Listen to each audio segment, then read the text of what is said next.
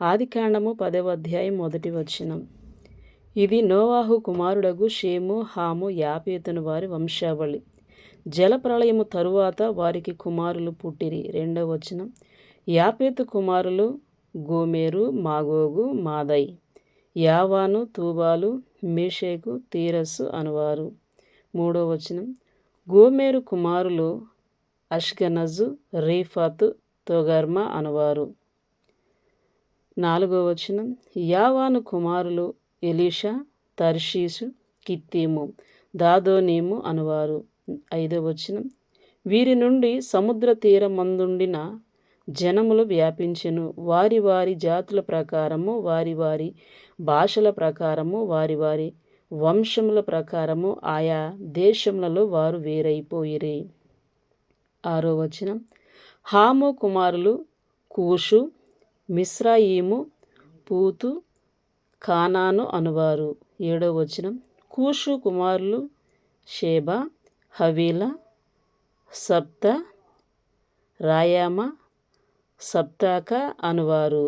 రాయామ కుమారులు షేబ, దాదాను అనువారు. 8వ వచనం. కూషు నిమ్రోదును కనెను. అతడు భూమి మీద పరాక్రమశాలి అయ్యుండుటకు ఆరంభించెను. 9వ వచనం. అతడు యెహోవా ఎదుట పరాక్రమము గల వేటగాడు కాబట్టి యెహోవా ఎదుట పరాక్రమము గల వేటగాడైన నిమ్రోదు వలె అను లోకోక్తి కలదు. 10వ వచనం. షీనారు దేశంలోని బాబేలు, ఎరెకు, అక్కాదు, కల్నే అను పట్టణంలో అతని రాజ్యమునకు మొదలు. 11వ వచనం. ఆ దేశములో నుండి అషూరుకు బయలుదేరి వెళ్ళి నినివేను, రహోబోతీరును, కాలాహును. 12వ వచనం. నీనెవెకును, కాలాహుకును మధ్యనున్న రేసేనును కట్టించెను. ఇదే ఆ మహాపట్టణము. 13వ వచనం. మిస్రాయిము, లూదీయులను, అనామీయులను, లెహబీయులను, నఫ్తూహీయులను. 14వ వచనం. పత్రూసీయులను, కస్లుహీయులను, కఫ్తోరీయులను కనెను. ఫిలిస్తీయులు కస్లుహీయులలో నుండి వచ్చిన వారు. 15వ వచనం. కానాను తన ప్రథమ కుమారుడగు సీదోనును, హేతును, యెబూసీయులను, అమోరీయులను, గిర్గాషీయులను. 16వ వచనం. హివ్వీయులను, అర్కీయులను, సీనీయులను. 17వ వచనం. అర్వాదీయులను, శమారీయులను, మహాతీయులను కనెను. 18వ వచనం. తరువాత కానానీయుల వంశములు వ్యాపించెను. 19వ వచనం.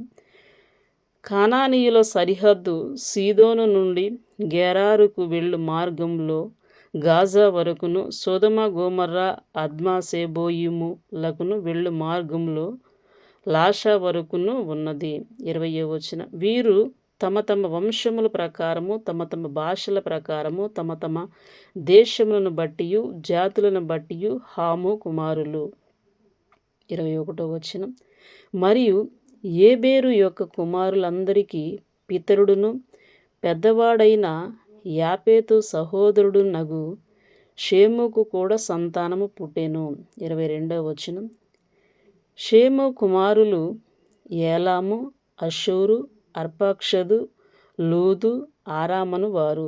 23వ వచనం. ఆరాము కుమారులు ఊజు, హూలు, గేతేరు, మాషాను వారు.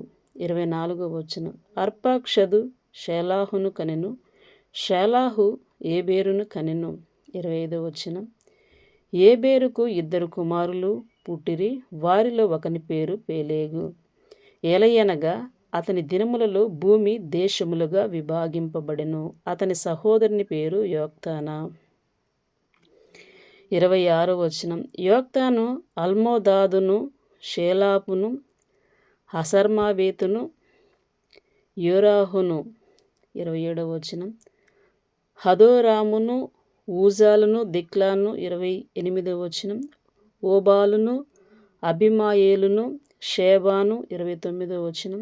ఓఫీరును, హవిలాను, యాబాబును కనెను. వీరందరూ యోక్తాను కుమారులు. 30వ వచనం. మేషాను నుండి సాపారాకు వెళ్ళు మార్గములోని తూర్పు కొండలు వారి నివాస స్థలము. 31వ వచనం.